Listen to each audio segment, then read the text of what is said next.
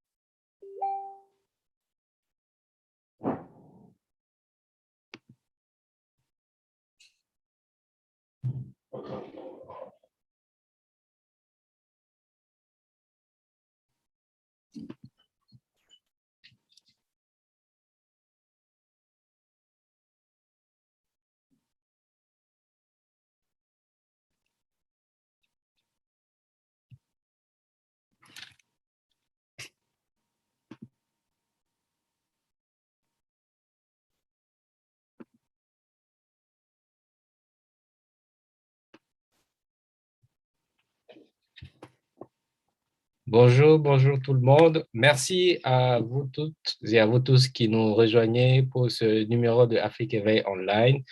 Hello everyone. Thank you for joining us for this webinar we named Afrikeveilonline. As you can easily guess, this session will be held in two languages, French and English. So I'm very pleased to welcome all of you. Today's topic is related to the access to prestigious universities by francophones. Et notre invité du jour est bien évidemment Guillaume Dabré. Hello, Guillaume. Oh, Hello, do you hear me? yeah, I can hear you. Should I wait for you to finish the introduction, or I can just go ahead? Yeah. So could you tell us more about your journey, especially your education or your work experiences before we jump in our topic? Okay, thank you very much. Thanks, Aris, for having me here. Thanks, Afrikeveilonline. It's a pleasure for me to be here and to be sharing my experience with everyone today. About me, as you said, I'm Dabré Guillaume from Burkina Faso. Obviously, I grew up here. In 2014, I was given an opportunity to go and study in Taipei with a government scholarship. So I went there, did a 1-year Mandarin study. And right after that, I went for a bachelor's degree in diplomacy and international relations at Tamkang University. So I was able to complete that in 3.5 years, then went to work a bit in Taipei in the finance industry, doing trading and as a salesperson. Basically, we're helping traders and we are a gap between traders and institutional investors such as big banks. And right after this, I decided to go back to school, applying to the Schwarzman Scholars Program, which is conceived as the Rhodes Scholarship of the East. Why is it called the Rhodes Scholarship of the East? It's just because Rhodes Scholarship was conceived before, right, in the UK, just to allow the Americans to go and study, go back to their country and become the leaders and the bridges between the United States and the rest of the world. So Schwarzman Scholarship is in the same spirit. We are being trained to go back to our country or different places and be the bridge between China and the rest of the world. Going from the fact that leaders of today and tomorrow have to understand China. And this was put forward by Mr. Schwarzman, who is a finance guru in the US, basically, and on Wall Street. So I'm now a Schwarzman scholar studying from Burkina Faso, of course, and this is because of COVID-19. Should I go on and say it in French or? Yeah, I'll let you go. Yeah, please. OK. Merci encore, Aris, et merci à Afrikeveilonline de m'avoir ici. C'est un plaisir d'être là. Je disais donc que je suis burkinabé, Dabré Guillaume. J'ai eu la chance d'aller à Taïwan en 2014 avec une bourse du gouvernement, où j'ai d'abord fait un programme de langue. J'ai fait 1 an de mandarin. Après quoi, je suis allé pour une licence en diplomatie et relations internationales à l'université Tamkang. J'ai fini ça en 2019 et je suis allé travailler en tant que commercial dans une institution de trading. Disons, nous étions en quelque sorte le pont entre les traders et puis les investisseurs institutionnels comme les banques. Voilà, j'ai fait ça un peu et j'ai décidé de revenir à l'école pour un master en Global Affairs, en affaires internationales à l'université Tsinghua en Chine, spécialement dans le collège Schwarzman. Le programme Schwarzman a été conçu sur le modèle de Rhodes qui a lieu à l'université d'Oxford en Angleterre. Rhodes, en fait, c'est, je dirais, le programme qui a été mis en place pour former la prochaine génération de leaders, notamment aux États-Unis. Et les gens comme Bill Clinton ont été Rhodes Scholars. Donc, Schwarzman, c'est pas l'Angleterre, mais la Chine. Parce qu'ils se sont dit, je disais, les fondateurs du programme se sont dit qu'il est important que les leaders de maintenant et de demain puissent comprendre la Chine. Donc, c'est pour ça qu'on nous envoie là-bas pour nous former et on espère bien jouer ce rôle-là de pont entre la Chine et le reste du monde.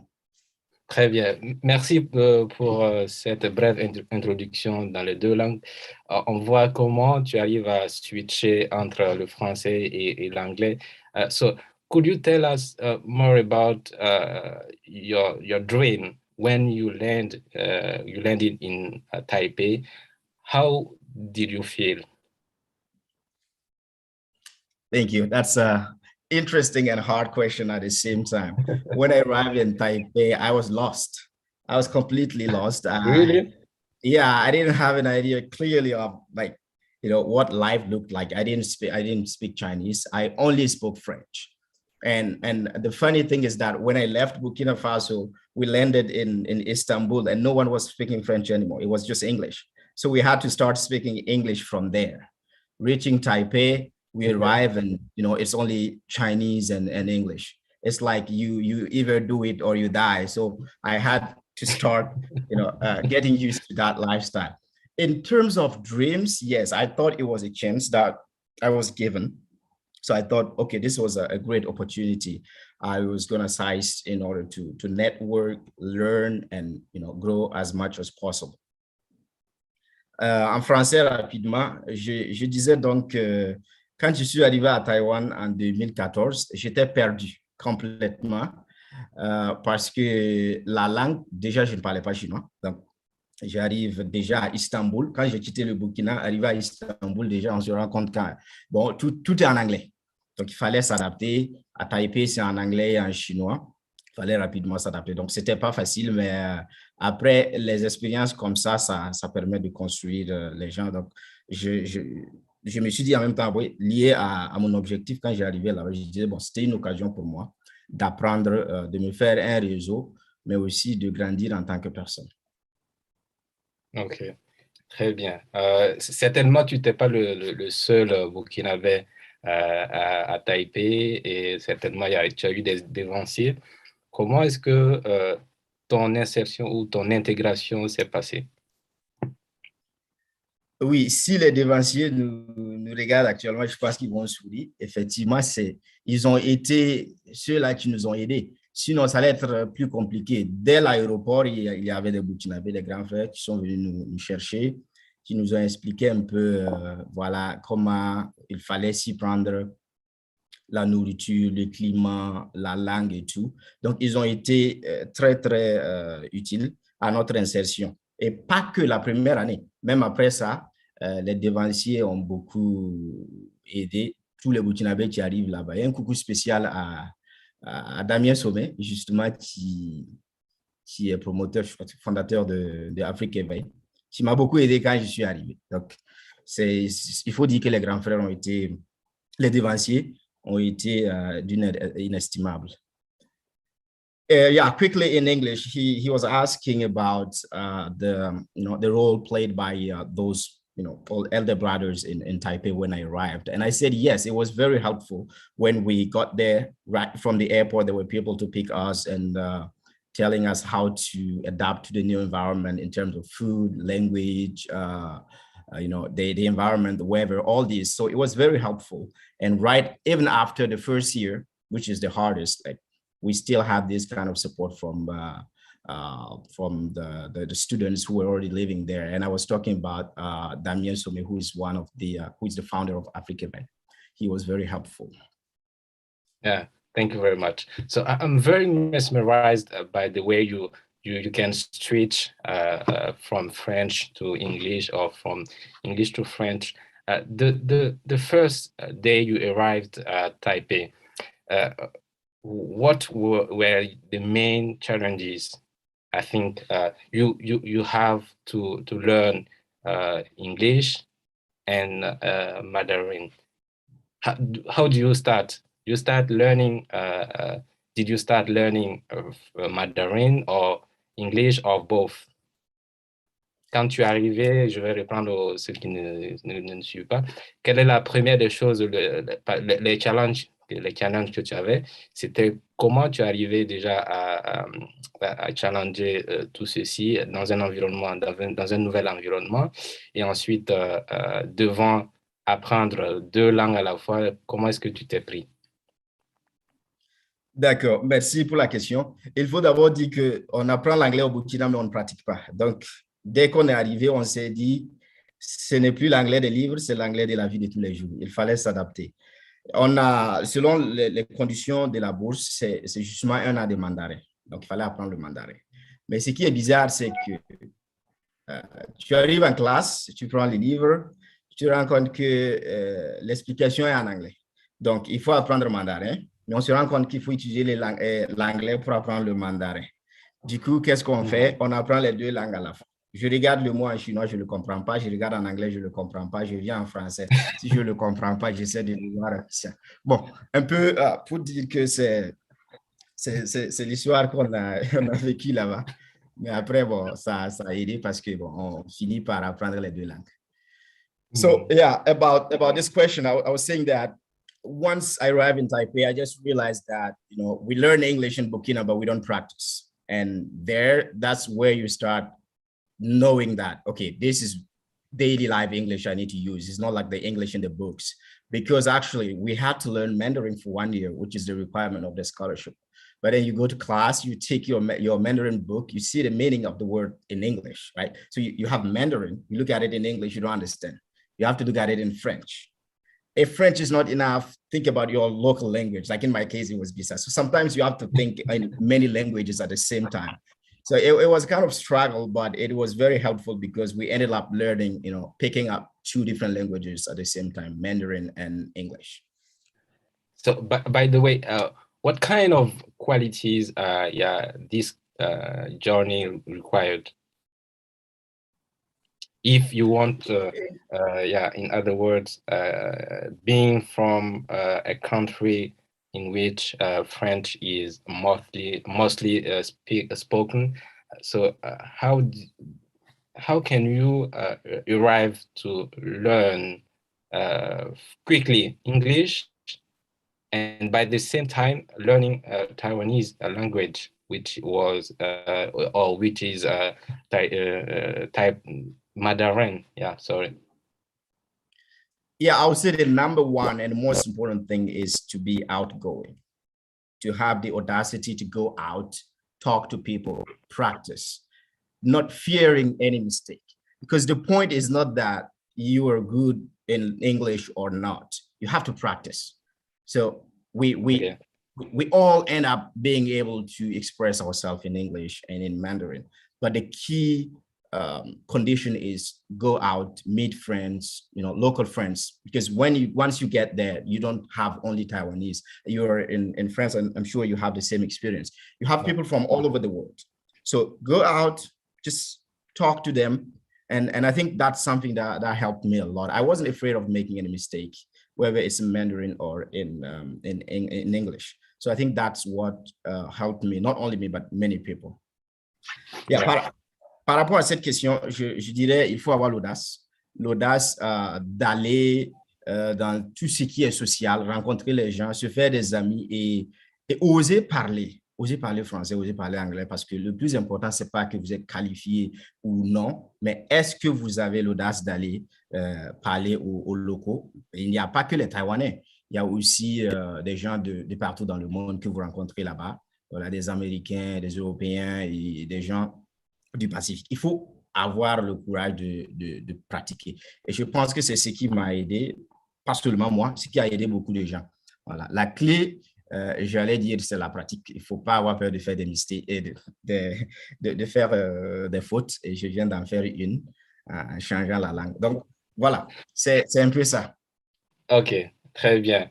So, let's jump in our topic.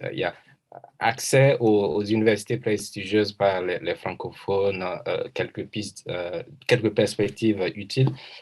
Comment est-ce que déjà on peut arriver en tant que francophone à trouver des universités prestigieuses, comme on dit, ce qui veut dire que peut-être que les universités prestigieuses sont déjà des universités où l'anglais est la langue majoritairement parlée? Go in English or? Yeah, okay. So, up to you. OK. Merci pour cette question. Quand on parle d'université prestigieuse, il faut dire que le dernier classement, Shanghai ou Times Higher Education, nous donne des statistiques qui sont, je dirais, orientées vers le monde anglo-saxon. Vous avez les 10 meilleures universités du monde qui se trouvent aux États-Unis et en Angleterre. Vous allez à 100, vous allez avoir un peu des données similaires. Donc, c'est pour dire la plupart des universités prestigieuses sont dans le milieu anglo-saxon. Et c'est ce qui constitue justement la barrière à beaucoup de francophones, pas seulement les Burkinabés. Donc, comment y avoir accès? C'est d'abord savoir que c'est possible d'y aller.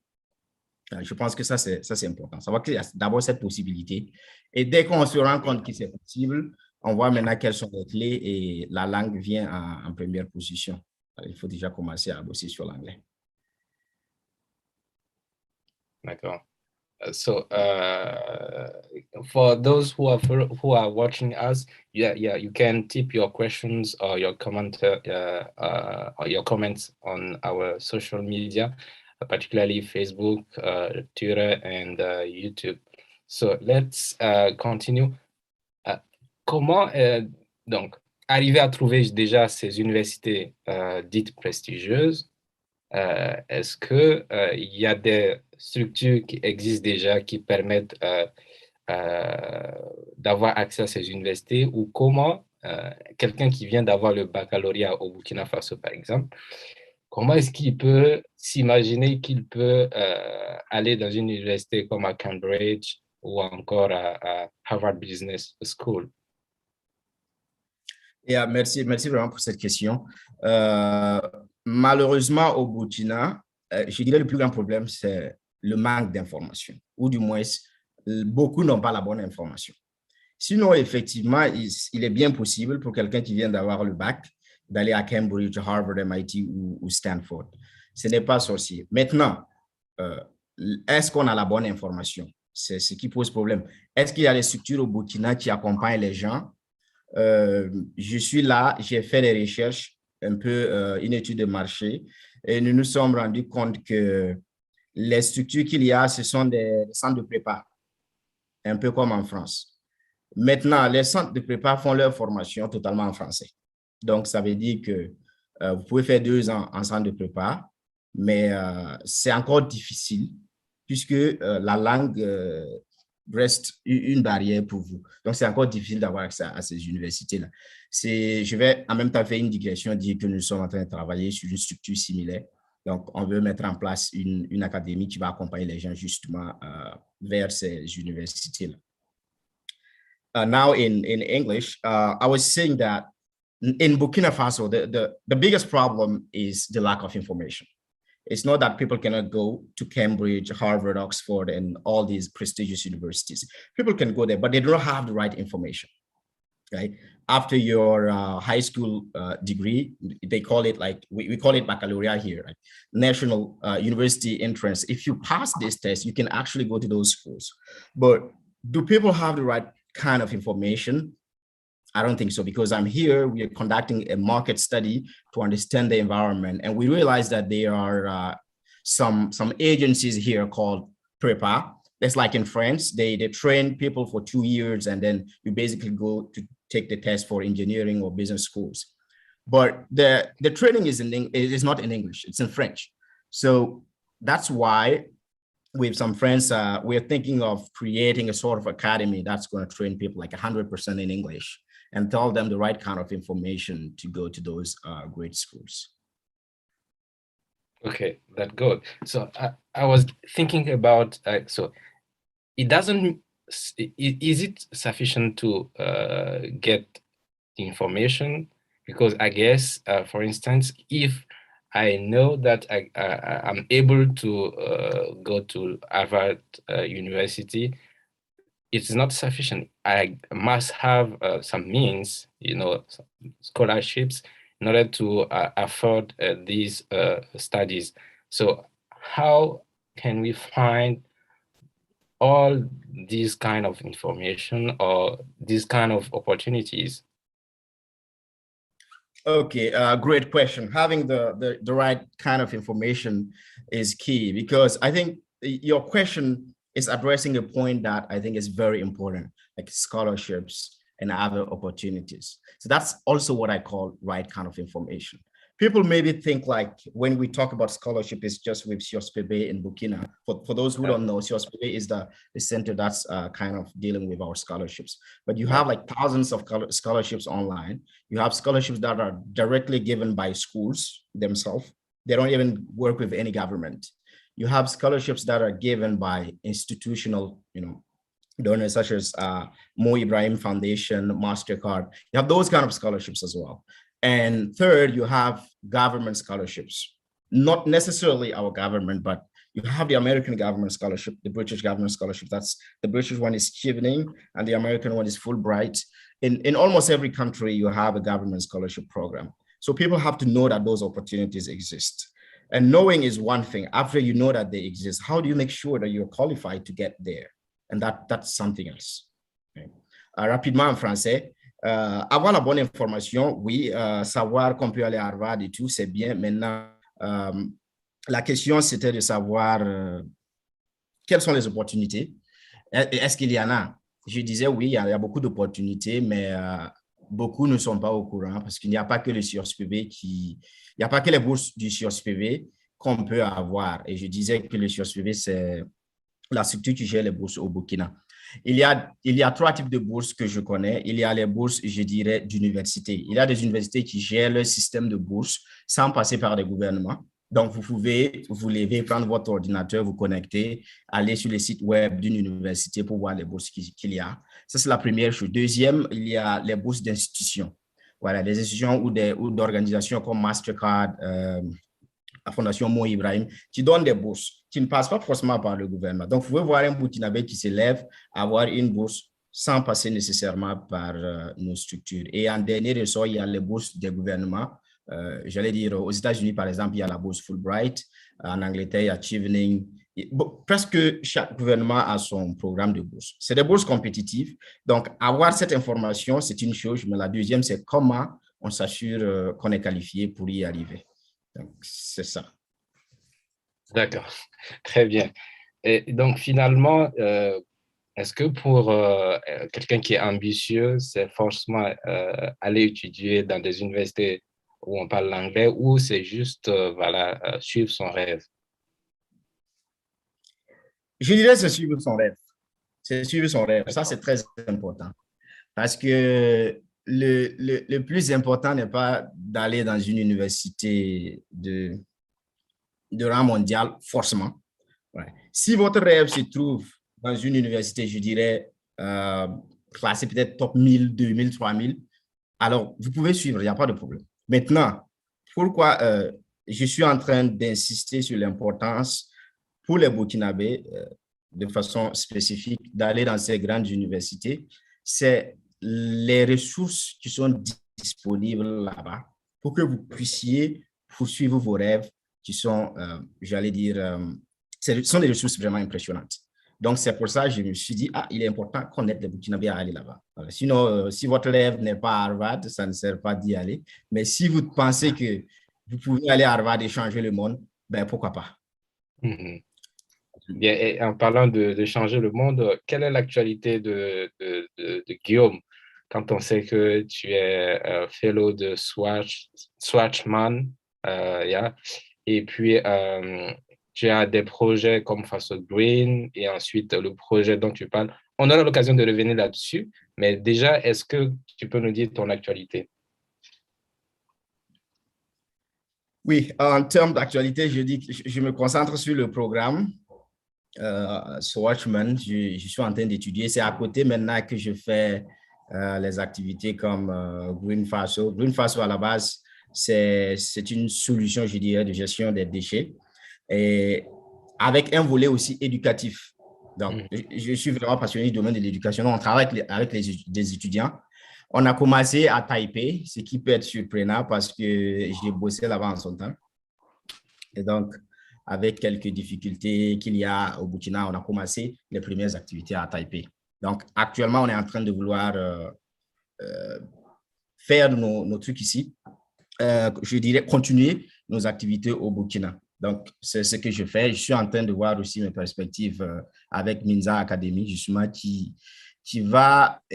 dont l'objectif est d'aider les Burkinabés. On a quelques chiffres. On veut que dans 10 ans, il y ait au moins 500 Burkinabés qui se soient formés dans ces universités-là et qui aient eu accès aux ressources que ces universités donnent. Parce que ça, c'est le plus important. Ce n'est pas aller pour aller, mais c'est avoir accès aux ressources. On veut qu'un jour, bon, on dise, bon, tel Burkinabé a levé des fonds de 10 milliards de dollars pour tel business. Et c'est ce que nous, on veut, voilà, que ça puisse venir créer des emplois au Burkina et participer au développement du pays. En bref, c'est mon actualité comme ça. Quickly in English, he was asking about my life, like currently. I said I'm focusing on Schwarzman Scholars Program. I'm studying, but at the same time, I'm also doing my extracurricular activities such as Green FASO. Green FASO is basically a waste management solution that we started with some friends. But then the surprising thing is that the pilot program was conducted in Taipei, not in Ouagadougou, but now we're working on making it become a reality here in Burkina Faso. And the second thing we're working on is Minza Academy, which is kind of like the agency that will help people get into these top schools. And we have a goal that after 10 years, we want 500 people from Burkina Faso who are able to get into the top schools in the world. And the point is not just to get there, but to be able to have access to the incredible resources, go out, change the world, come back to Burkina maybe with investment opportunities and create jobs and participate to the development of the country. Okay, thank you very much.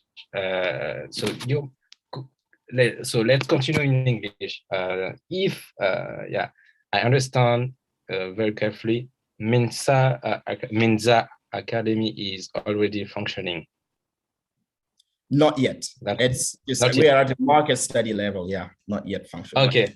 So could you tell us more about this project? How this project come into your mind, and how do you think it will give skills or opportunities to those persons who are interested in? Okay, thank you. Minza Academy, I think it came when I was applying to universities around the world. I will take the example of Schwarzman. When I applied for Schwarzman Scholars Program, I just realized that if I haven't been in Taipei, if I haven't learned English, it would almost be impossible for me to get there with less than 3% admissions rate. Now, I realized that the American system is different from our system. So how do you apply from Ouagadougou to, let's say, Stanford or Columbia University without knowing the system there? So this is the key point. So that's why I said, okay, it's time for us to start this kind of agency, because I've seen a lot in Taipei. Like you have these agencies helping like hundreds of students per year going to US to study. I also looked at the development model of many Asian countries, specifically the four dragons like South Korea, Taiwan, Hong Kong, and Singapore. What did they do? The government, that was a government program, not a private sector initiative, but it's very inspiring. They identified the top students in their country, sent them to the best schools around the world, and asked them to go back to the country and participate to development. And there is an incredible example in Taipei of this guy, Maurice Chang, who went to MIT. He went to Stanford and then MIT. He started TSMC, which is the biggest semiconductor manufacturer in the world. All our cell phones, like these electric cars, all these you can think about, it's made in Taipei.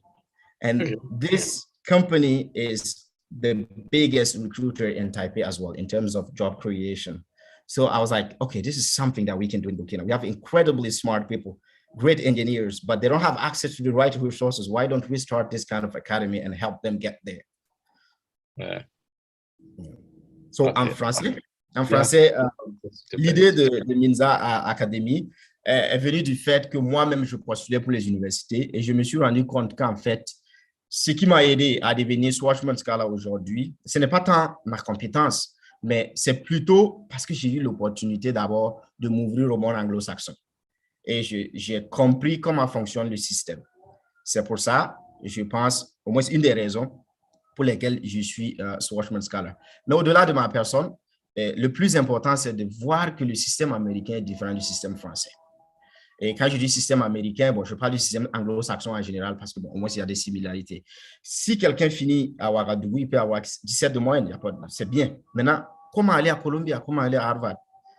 puisque les 17 moines, ça ne suffit pas. Il faut comprendre le système. Et ça, c'est une des raisons m'ayant amené à penser à l'idée de Minza Academy. Et vivant en Asie, j'ai aussi observé le modèle de développement de l'Asie, et spécialement les quatre dragons, à savoir Taïwan, la Corée du Sud, le Singapour et Hong Kong. Leur modèle de développement a été construit autour du capital humain. Voilà, c'est un programme du gouvernement qui envoyait les étudiants à travers le monde, en Europe, notamment en Amérique, et qui les encourageait à revenir, avec bien sûr leur réseau et le capital. Et j'ai pris un exemple de Maurice Chang qui a créé TSMC. TSMC, en fait, qui est la plus grande entreprise de semi-conducteurs au monde. Et vous savez évidemment que l'économie aujourd'hui a le domaine des semi-conducteurs comme colonne vertébrale. Quand on prend le domaine des téléphones, les véhicules électriques et tout ça. Donc, ça donne une force de frappe à Taïwan à ce niveau-là. C'est une entreprise aussi qui crée tellement d'emplois à Taipei qu'aujourd'hui, bon, quand le gouvernement regarde, ils peuvent se dire c'est bien qu'on ait aidé les gens à aller. Et Maurice Chang a bossé à Stanford, ensuite il est allé à MIT. Donc, il a ces ressources qui ont forcément contribué à ça. Donc, je me suis dit, avec des amis, pourquoi ne pas commencer quelque chose de ce genre, aider les gens? Parce qu'on a des ingénieurs hyper qualifiés au Burkina qui n'ont peut-être pas juste accès à ces ressources-là. Donc, c'est pour ça qu'on a mis en place, on est en train de mettre en place Minza Academy. D'accord. Et Minza Academy sera basée où? Au Burkina ou dans un pays anglophone? Minza sera basé au Burkina, mais les mentors seront à travers le monde. Voilà, on a le système, on aura des mentors. C'est-à-dire que quand on a nos étudiants qui viennent, si votre rêve, c'est d'aller peut-être étudier computer science, l'informatique, à Harvard, on fera tout pour trouver quelqu'un de Harvard qui va vous accompagner. Donc, c'est l'esprit comme ça. Mais Minza sera au Burkina. D'accord. OK. Et donc, pour résumer, est-ce que tu peux dire en 2 ou 3 mots les perspectives qui sont utiles pour les francophones qui veulent accéder à des universités dites prestigieuses aujourd'hui? Okay, merci pour cette question parce que c'est une question tellement fondamentale. Parce que nous, on a l'habitude de nous concentrer seulement sur l'aspect intellectuel. Vous allez voir des gens qui vont dire, bon, je parle les notes pour aller à Harvard. Mais il y a des gens à Harvard qui n'ont pas vos notes non plus. Parce qu'il n'y a pas que les notes, en fait. Donc, je catégorise ça en 3 sous-groupes. Il y a l'aspect intellectuel, donc qu'on peut appeler l'aspect académique et tout. Il y a l'aspect leadership. Par leadership, vous n'avez pas à créer forcément une entreprise ou bien à être élu quelque part. Mais vous pouvez démontrer du leadership sur tous les plans.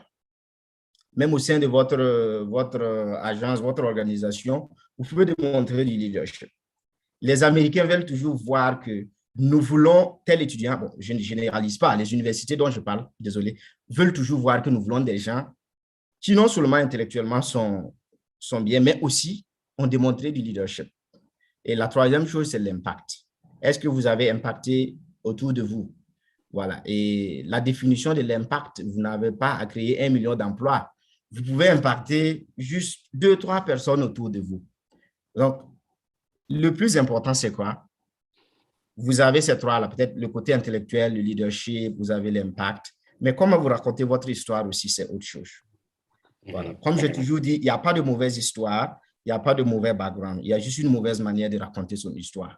Donc, c'est ça justement. Les étudiants doivent prendre tous ces éléments-là en compte et savoir que, moi je dis, tout le monde peut aller dans n'importe quelle université au monde. Shortly in English? Oh yeah, in English now. The point was how to get there. And I was talking about how different the systems are. In the French system, we tend to focus on the intellectual result, like the academic result, like the grades. But if you want to go to these schools, the grades will not be enough, right? And if you don't have the highest grades, it does not mean that you cannot get there. You still can get there because there are people there who don't have your grades. And there are people with top grades who cannot get there. So what's the point? The point is, in addition to your academic life, your intellectual ability, you need to show leadership. You need to show impact. And how do you define leadership? How do you define impact? It's in your own words. It doesn't have to be that you created like $1 billion company. No, that's not what they're looking for. They're looking for people who can show already that they will be able to impact the world. through their leadership positions. So if you know this, it's already important. But in addition to that, you also have to be able to tell your story, because it's not about okay, it's not that I don't have a great background or I don't have a great story. Everyone has a great story. There are just bad ways of telling stories. So if you have a great story and you have a bad storytelling, you will end up, not selling yourself well enough. Okay, thank you very much. So to our followers, those persons who are watching us, don't be afraid to tip your questions. So I'm gonna take some question on Facebook. So Jean-Baptiste, is asking, his question is about the university at USA and British and Great Britain. So could you elaborate more on the difference between British universities and US university, and also regarding the extracurricular activities also important for US universities? So can you repeat the last part? The extracurricular activities, I didn't get that one. Extracurricular activities also important for US university. Okay. Yeah. Okay, thanks for the question. The extracurricular activities are needed in all grade schools. Why? Because grade schools want great students. And how do they define great students? They define them by their ability to be able to be great leaders in the future, people who are going to change the world. So how do they know that? They will see you through your involvement in your extracurricular activities, in your community work, So they want to see that, okay, you want to be a president one day? Okay, so what have you done? Have you been a delegate in your classroom? So these are things that are important for all great universities. Now, coming to the difference between British and American universities, I would say they are all from the same pool. People love to say that Harvard is the Oxford of the US, and the British say Oxford is the Harvard of the UK. So it's like, it's almost the same system, and they are in the same pool of great universities. But of course, people tend to say that if you want to do research at the PhD level, British universities are more intellectually deep. American universities focus more on undergrad and master's. At least these levels, they focus on developing you as a holistic person, not only intellectually, but also, leadership, your social life, and all this. So yeah, you can catch a difference here. So if you want deep research, maybe British universities, but of course I don't have facts to support this statement. So quickly in English, in French, please. Ok, je disais donc que la plupart des grandes universités au monde ont besoin de grands étudiants, d'étudiants bien qualifiés. Donc, les activités parascolaires sont demandées partout, que ce soit en Angleterre, aux États-Unis, en Chine et au Canada. Pourquoi est-ce que c'est nécessaire? Pourquoi les activités parascolaires sont nécessaires? Parce que ces universités-là ont une manière de réfléchir. Elles veulent prendre des étudiants qui vont un jour aller changer le monde. Et comment est-ce qu'elles vont se rendre compte que tel étudiant peut changer le monde? C'est à travers donc son implication dans les activités parascolaires. Est-ce que si vous voulez être président de votre pays, vous avez déjà été chef de classe? Donc, c'est ce genre de raisonnement-là que les universités regardent. Et sur cette base, partout, vous en aurez besoin. Maintenant, par rapport à la différence des universités américaines et les universités britanniques, je vais souligner d'abord, je n'ai pas dit ça dans la version anglaise, mais je vais souligner, je n'ai pas été dans le système britannique, mais au moins, d'abord, c'est le même lot, et les gens ont l'habitude de dire que Harvard, c'est Oxford des États-Unis, Oxford, c'est Harvard de l'Angleterre. Comme quoi, c'est après le même système anglo-saxon. Voilà, mais au fond, de par l'expérience de certains amis, le système britannique est beaucoup plus dense intellectuellement. Pendant que le système américain, surtout pour la licence et le master, on veut former des gens qui non seulement intellectuellement sont solides, mais aussi ont démontré du leadership, voilà, vont avoir de l'impact. C'est pour ça que vous allez voir, si vous allez sur les sites web, vous allez voir, ah, notre étudiant vient de commencer tel business à Silicon Valley et il a levé tant de millions de dollars. C'est le raisonnement beaucoup du côté américain. D'accord, merci bien. Il y a un autre internaute qui voudrait savoir comment apporter la preuve du leadership et de l'impact dans son dossier dans une université pour certainement une université prestigieuse. Ah, ça, c'est une très bonne question parce que c'est facile de dire maintenant comment on te montre. Oui. Il y a beaucoup de techniques, mais je vais juste partager une des techniques ici. Il y a ce qu'on appelle la technique STAR. C'est situation. Donc, la situation, vous êtes dans un contexte, vous avez un problème. Donc, ça, c'est situation. Task, ça, c'est la tâche. Donc, qu'est-ce que vous avez fait en face du problème? Vous pouvez définir le problème sous plusieurs angles. Peut-être qu'on avait besoin de quelqu'un pour faire quelque chose, ou bien même personne ne se déclarait pour quoi que ce soit, ou vous avez identifié même un problème. Donc, quelle a été votre tâche?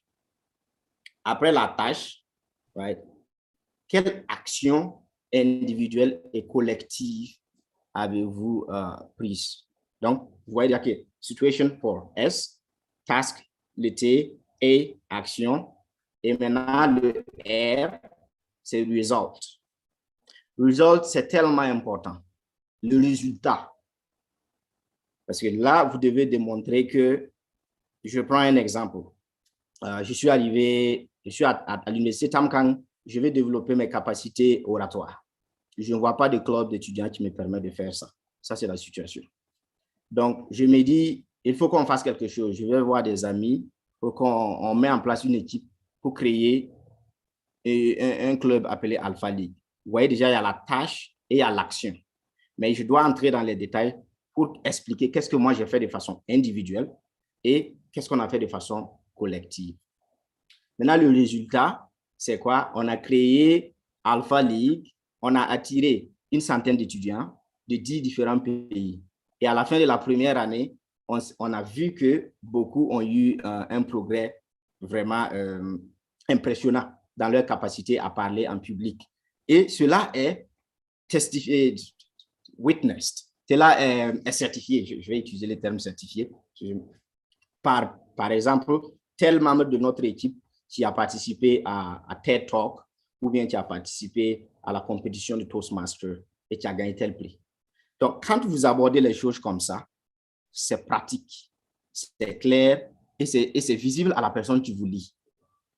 Par contre, si quelqu'un dit, bon, j'ai créé ça, j'ai créé Alpha League, ça n'a vraiment pas cette capacité à démontrer votre leadership. Parce que tout au long de la STAR approche, là, vous voyez que vous démontrez du leadership. Vous faites preuve de communication, vous faites preuve de teamwork, preuve d'initiative, et c'est comme ça on démontre. Il y a beaucoup d'autres techniques, et bon, le temps même ne nous permettrait pas d'aller dans les détails, mais venez à Minza Academy quand on sera prêt pour beaucoup plus de détails. Très bien. Donc, en parlant de l'anglais, de l'importance de l'anglais dans le monde, dans le système éducatif mondial, je pense que vous aviez un projet d'apprentissage de la langue ou d'immersion pour les gens qui seraient intéressés. Oui, tout à fait. Par rapport à l'anglais, justement, quand on a commencé à faire la publication pour cette activité, beaucoup de gens m'ont contacté en disant oui, on veut, mais vous voyez, l'anglais nous pose problème. Et c'est là que j'ai dit, je vais voir avec Afrikeveil ce qu'on peut faire dans ce sens-là. Donc déjà, l'idée, c'est de mettre en place une sorte de English Club à Ouagadougou, avec une approche non classique. Voilà, pas qu'on va apprendre le prétérit et tout. Non, c'est la pratique. Ça veut dire, vous venez, peut-être qu'il y aura un sujet qui est là, on lance le débat. Ça sera adapté pour tout le monde, ne vous en faites pas. Même si vous êtes un peu introverti, si vous n'êtes pas, comment on dit introverted en français. De toute façon, voilà, vous voyez l'idée. Même si vous avez peur de vous exprimer, on trouvera une formule pour vous. L'idée, c'est vraiment de permettre aux gens de s'exprimer en anglais à Ouagadougou. Je pense qu'Afrique va donner plus de détails sur ça après. Très bien. Nous nous acheminons tout doucement vers la fin de cette session de Afrikeveilonline. Est-ce que, Guillaume, tu aurais un dernier mot? Oui, déjà, c'est encore réitérer ma gratitude à Afrique à Aris et à toute l'équipe pour cette invitation. Aussi, encourager tous ceux-là qui nous suivent, les remercier et leur dire que, voilà, si vous avez votre rêve et si ce rêve-là aura sur son chemin une université comme Harvard, Cambridge, Oxford ou Tsinghua, n'ayez pas peur. Vous pouvez y arriver. Et voilà, nous sommes là aussi pour soutenir autant qu'on peut. D'accord. Une dernière question, avant que tu ne reprennes ça en anglais, bien sûr. Donc, une dernière question. Est-ce que tu pourrais citer quelques universités ou des exemples d'universités françaises prestigieuses en ligne? C'est un internaute qui vient de poser la question. OK, en ligne, je ne suis pas sûr, mais je connais des universités. Il y a beaucoup d'universités prestigieuses en France. Je vais sur la base des classements officiels. Vous avez, si vous êtes ingénieur, vous avez Polytechnique, Centrale Paris. Je crois que Alice peut donner beaucoup plus de détails sur ça.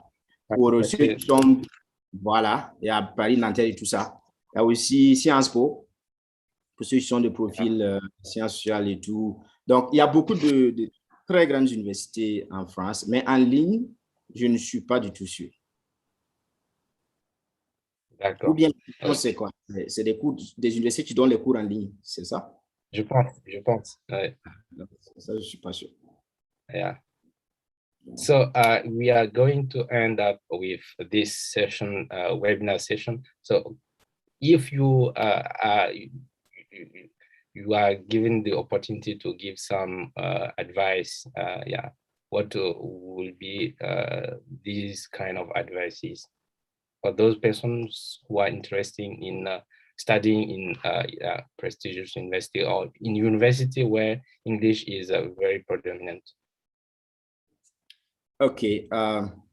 In terms of advice, I mean, I don't like the term advice, but yeah, if I want to share my experience, I would say if your dream, yeah, if your dream happens to have Harvard, Cambridge, Oxford on the way, don't worry, just go for it. You can get there. There's, I know people from Burkina Faso who studied at Harvard and those great universities.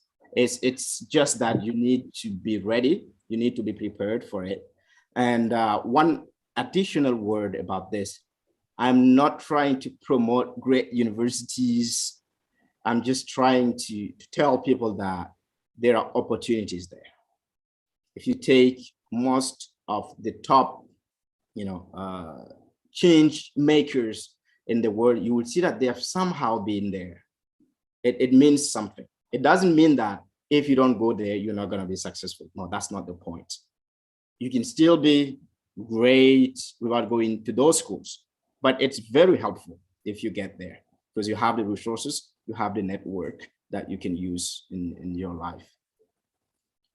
So thank you very much, Guillaume. So yeah, thank you, sincerely for your for being available to share these meaningful insights.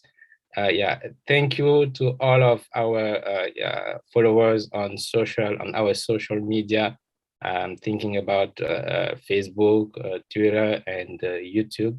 Yeah, thank you for having participated to this webinar. We hope that you do have answers to your questions, and we hope also this will help you shape your dream.